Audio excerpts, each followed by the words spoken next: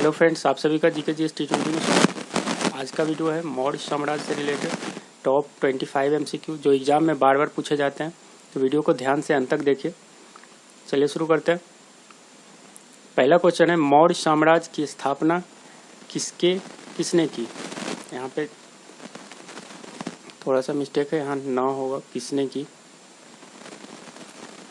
तो इसका सही आंसर यदि आप लोग को पता है तो इसका सही आंसर आप कमेंट में टाइप करते जाइए। इसका सही आंसर होगा option number C, Chandragupta Maurya.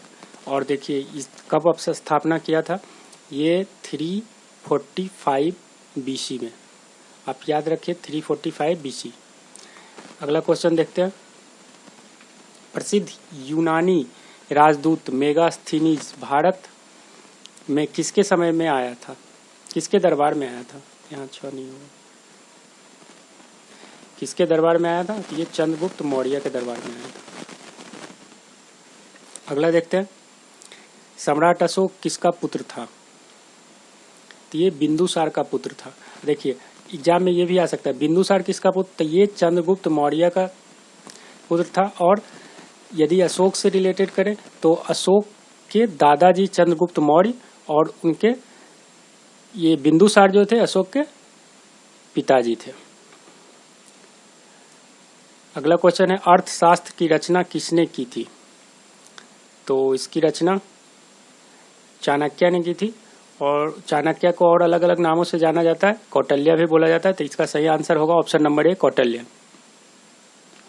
Sarnath में किस सम्राट का स्तंभ है,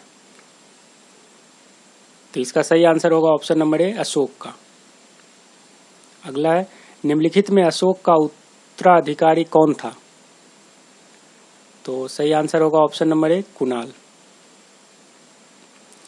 अगला है, मौर्य साम्राज्य में प्रचलित मुद्रा का नाम क्या है, इसका सही आंसर होगा ऑप्शन नंबर सी, पन। और अगर आप लोग अभी तक इस चैनल को सब्सक्राइब नहीं किए तो सब्सक्राइब करके बेल बटन को दबा दीजिए, ताकि ऐसे आने वाले वीडियो का नोटिफिकेशन आप लोग को सबसे पहले मिल सके। और अगर आप लोग को ये वीडियो पसंद आ रहा है तो इसे लाइक करें और ज़्यादा से ज़्यादा शेयर करें।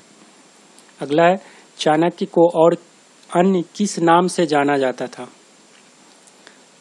तो चाणक्य को और अन्य विष्णुगुप्त के नाम से जाना जाता था। अगला है, चंद्रगुप्त मौर्य ने अपने अंतिम दिन कहाँ गुजारे, तो चंद्रगुप्त मौर्य अंतिम दिन अपने श्रवणबेलगोला में बिताए। चंद्रगुप्त मौर्य जो थे अंतिम समय में इन्होंने जैन धर्म को अपनाया था और भद्रबाहु से शिक्षा ग्रहण करके श्रवणबेलगोला में अंतिम दिन बिताए थे। अगला है, किस राजा की कहानी मुद्राक्षस नाटक का विषय है, ये चंद्रगुप्त मौर्य का। और एग्जाम में आता है कि इन मुद्राक्षस जो नाटक है इसका लेखक ये विशाखा दत्त है। अगला है, निम्नलिखित अभिलेखों में से किसमें अशोक के नामों का उल्लेख हुआ है, तो इसका सही आंसर है ऑप्शन नंबर, देखिए दो अभिलेख में हुआ है, एक तो गुर्जरा में हुआ है और एक हुआ है मस्की। यहाँ पे तो ऑप्शन में गुर्जरा है, मस्की मैं यहाँ लिख दे रहा हूँ, मस्की में भी दो अभिलेख है, मस्की और गुर्जरा, जिसमें अशोक के नामों का उल्लेख किया गया है। अगला है, अशोक ने बौद्ध धर्म के प्रचार के लिए किसको श्रीलंका भेजा था, तो इसके लिए अशोक ने संघमित्रा और महेंद्र को भेजा था। महेंद्र अशोक का बेटा था और संघमित्रा बेटी थी। तो यहाँ ऑप्शन सही होगा ऑप्शन नंबर डी। अशोक के अभिलेख को सर्वप्रथम किसने पढ़ा, तो इसका सही आंसर होगा option number B, James Prinsep. और कब पढ़ा था, तो ये 1837 एडी मतलब ईस्वी में पढ़ा था। और एक क्वेश्चन आता है, अशोक का जितना भी अभिलेख है इसमें सबसे बड़ा अभिलेख कौन है, तो 7वां है। याद रखिएगा, ये क्वेश्चन एग्जाम में आया था, 7वां अभिलेख सबसे बड़ा है। अशोक ने किस बौद्ध साधु से प्रभावित होकर बौद्ध धर्म अपनाया, ये उपगुप्त से प्रभावित होकर बौद्ध धर्म अपना लिया था। अगला है, किसके शासन में डायमेकस भारत आया था, तो ये आया था बिंदुसार के शासनकाल में। और ये डायमेकस था कौन, तो ये जो था ये सीरियन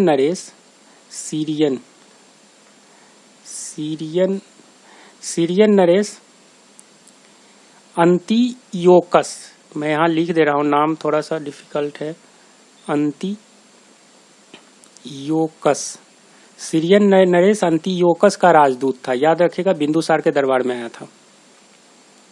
मौर्य काल में सीता से क्या तात्पर्य है? सही आंसर होगा ऑप्शन नंबर सी, राजकीय भूमि से प्राप्त आय। अगला है, अशोक के शिलालेख किस लिपि में खुदे हुए हैं? तो सही आंसर होगा ब्राह्मी। देखिए यहाँ पे सिर्फ ब्राह्मी में नहीं है, इंडिया में जो भी अभिलेख मिला है, शिलालेख मिला है, वो ब्राह्मी में है। लेकिन इसके अलावा ग्रीक में और ये अरमाइक में भी लिखा हुआ है। और ये ग्रीक और अरमाइक में जो लिखा हुआ अभिलेख है, ये अफगानिस्तान से प्राप्त हुआ है।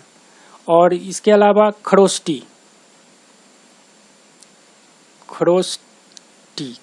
में जो अभिलेख शिलालेख मिला हुआ है, ये पाकिस्तान से प्राप्त हुआ है। तो आप ये चारों लैंग्वेज याद रखिए। यहाँ ऑप्शन में सिर्फ ब्राह्मी था, तो ब्राह्मी जो है ये इंडिया में प्राप्त हुआ था, और ग्रीक और अरमाइक जो है ये अफगानिस्तान से प्राप्त हुआ है। उसमें से ये दोनों लिपि का यूज किया गया है, और पाकिस्तान से जो प्राप्त हुआ उसमें खरोष्टी लिपि का प्रयोग किया गया है। तो ये चारों आप याद रखिएगा। अलग अलग टाइप से क्वेश्चन आता है। मौर्य वंश के शासन के दौरान स्थानिक कौन था? तो इसका सही आंसर होगा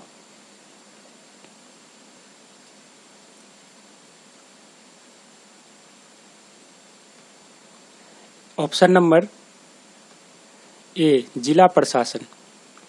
अगला है, मौर्य वंश के शासन के दौरान शिक्षा का सबसे बड़ा केंद्र निम्न में कौन सा था? तो ये था तक्षशिला, और ये अभी पाकिस्तान में है। एक क्वेश्चन आता है सबसे वर्ल्ड में सबसे ओल्डेस्ट यूनिवर्सिटी, तो ये भी तक्षशिला यूनिवर्सिटी ही है। और याद रखिएगा, जो चाणक्य थे ये तक्षशिला यूनिवर्सिटी में ही प्रोफेसर के रूप में थे। कलिंग युद्ध किस वर्ष में हुआ था?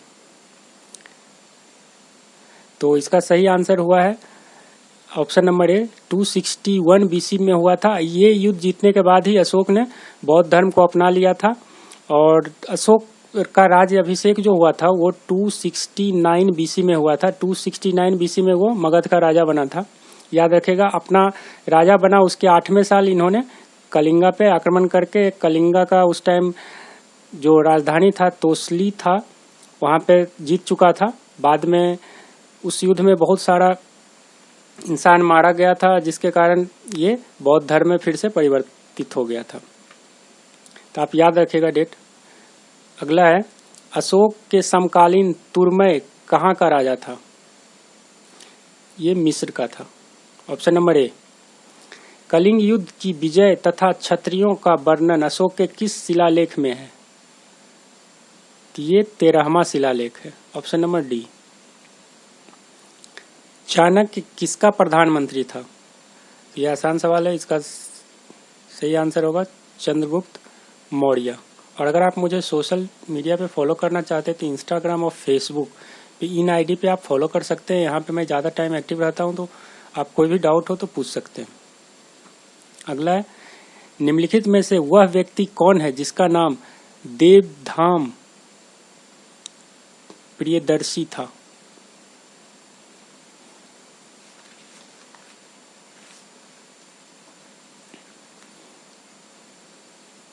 यहाँ पे धाम नहीं होगा, यहाँ पे देव नाम होगा, थोड़ा सा मिस्टेक है। देव नाम प्रियदर्शी, ये अशोक का नाम था। Option number D.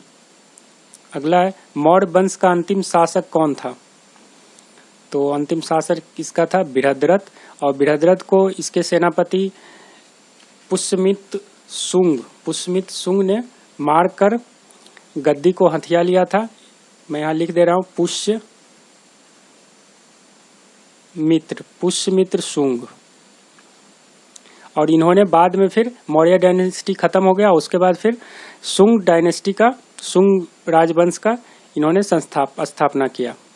तो ये था आखिरी क्वेश्चन।